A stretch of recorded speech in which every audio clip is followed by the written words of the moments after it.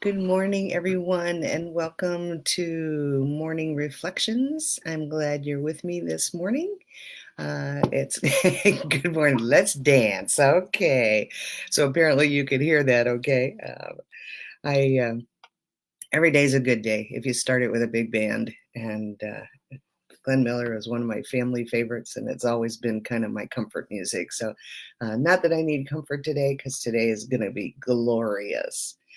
Um, I was having some thoughts about, I have thoughts every once in a while, having some thoughts yesterday and today just about how wonderful um, this this thing that I do is, this pastor thing that I do. And I think it was Miss Linda Okeson who posted a wonderful thing on Facebook about how awesome their pastors were. And thank you for that, Linda.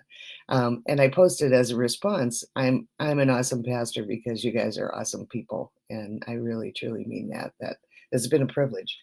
Um, so I wanted to start today just with a little bit of a kind of a love letter to all of you, especially those of you who are up in the morning with me. And I wanted to start with a little passage from John. This is part of Jesus' farewell discourse. Not that I'm farewelling, but this is from John 15 in the 12th verse. You are my friends if you do what I command you. I do not call you servants any longer, because servants do not know what the master is doing. But I have called you friends, because I have made known to you everything that I have heard from my Father. You did not choose me, but I chose you, and I appointed you to go and bear fruit, fruit that will last, so that the Father will give you whatever you ask him in my name. I am giving you these commands so that you may love one another. You did not choose me, but I chose you. That was actually one of the verses that Bishop Roger and I had read at our wedding. Both of us getting ready to go into the ministry, and it seemed completely appropriate because we've always felt that God put us together. So that God choosing us, not us choosing God, has always been kind of a theme in our lives. So this morning, I thought I would probably, this is probably one of the last things I'll do from this particular Macrina Wiederkehr book, but she has one called A Song of Thanksgiving. And so it's kind of a lengthy poem, but I hope that you will find yourself in this poem. And if one of the words catches you as a description of you, I want you to type it in as you're listening today. So, excuse me. It is important to celebrate with friends the good things we see in their lives. Sometimes we forget to affirm the ones that we love the most. We take them for granted. This prayer song is dedicated to all my friends, with hope that you will sing it to your friends also. Affirmation is a marvelous way of giving others hope. So here's the poem of affirmation. My heart proclaims a feast. I have come to sing you songs. I sing of your warmth. The steady glow of your friendship keeps melting the ice in my heart, bringing light to the core of my being. All too often I forget to tell you, but I won't forget anymore. I sing of your conviction, your passion for the truth, your daring spirit, and your boldness give courage to my fear. Your thirst for justice calls forth my hidden prophet. So when I forget to support you, I won't forget you anymore. I sing of your gentleness, a strength sometimes hidden beyond firm convictions, a strength I once couldn't see because of my own walls of fear. Your gift is now out in the light.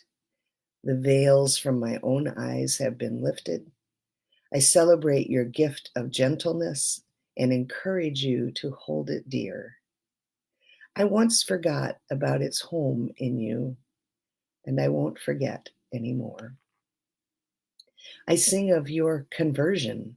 I celebrate God's love for you and your constant coming home to that love. I honor your ability to repent, your willingness to examine your heart. I celebrate your readiness to be transformed. I sing of your hope, your willingness to go on when all seems to be crumbling, not with eyes seeing all, but with expectation of the promise. I celebrate your hope, your waiting for our God to fill up what is lacking in your life.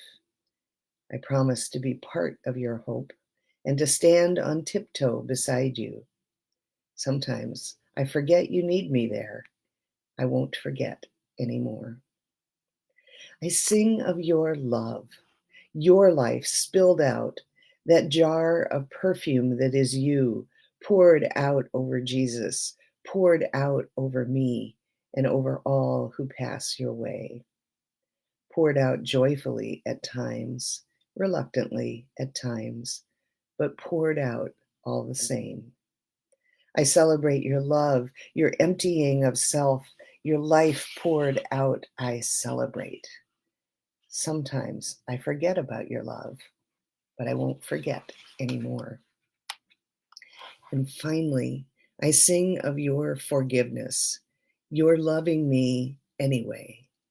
I celebrate your patience with my forgetfulness, my restlessness, my walls of fear, my noise, my empty chatter, my defenses. My promise not to forget again is daring in this moment of recommitment, but my feet are clay. My heart is broken and scarred in places. In the same heart that I make promises, I break them. And so, of course, we both know I'll probably forget again, but I am not afraid of forgetting. And that's because I celebrate your forgiveness, your compassion, your love, and your understanding. My heart proclaims a feast. I have come to sing your songs. I think that is amazing. And I will just let you all think about which of those things might be your gift, which of those aspects are what I see as your light in the world. We heard the orders last night from Governor Kelly about the fact that this coming Monday, the orders will lift for much of Kansas.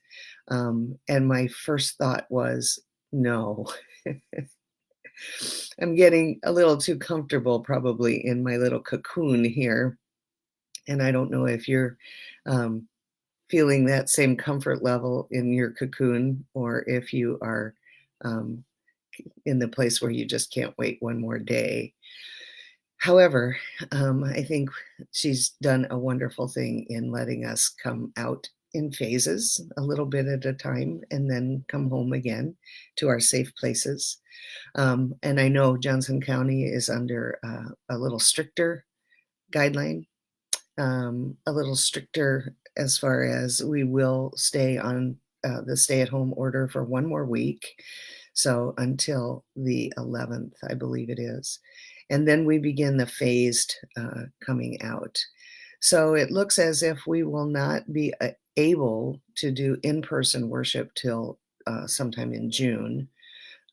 But we have some surprises coming for you. We have some things in mind that might make this a little bit more safe and a little bit more fun. So we have some fun things coming up for our Sunday worships, and I'll tell you more about that as it unfolds.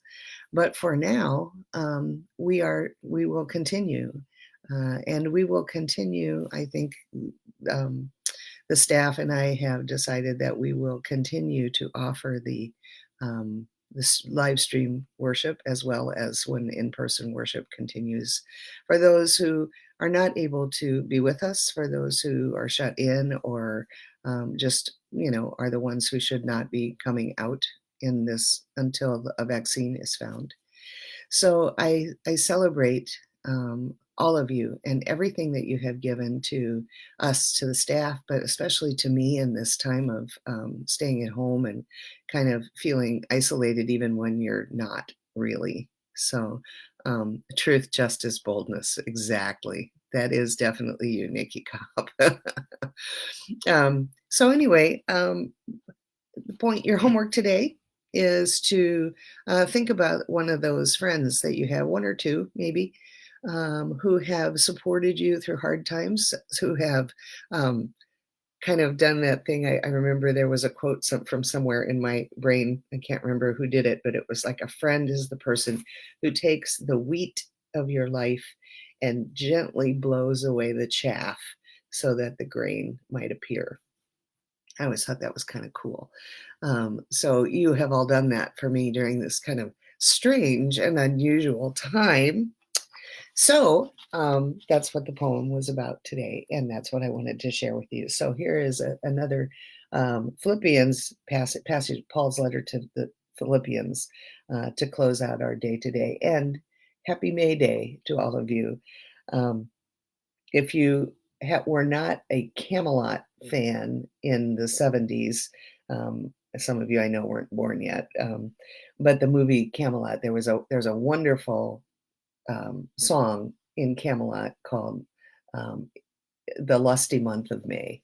So let's hope that May is a lusty month, and we'll all be able to get out and be a little explosive in, just enjoying the freedom of being outside a little bit more, being with people.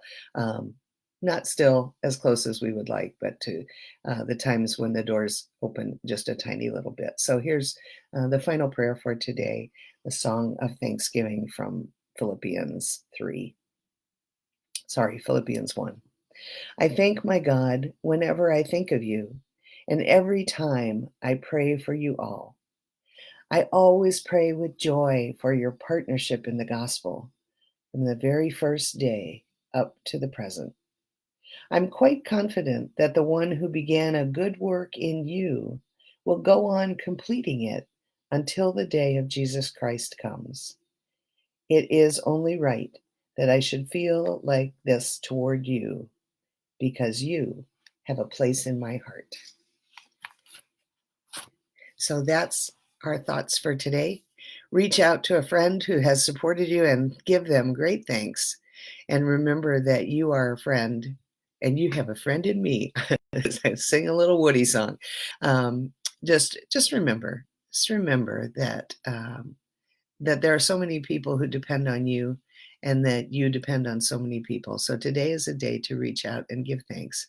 And I give thanks for each one of you.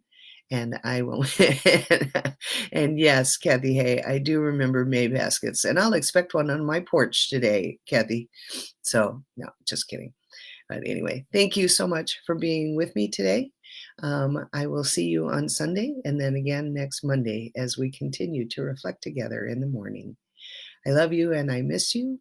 Have an amazing and wonderful day. And thank you for being you.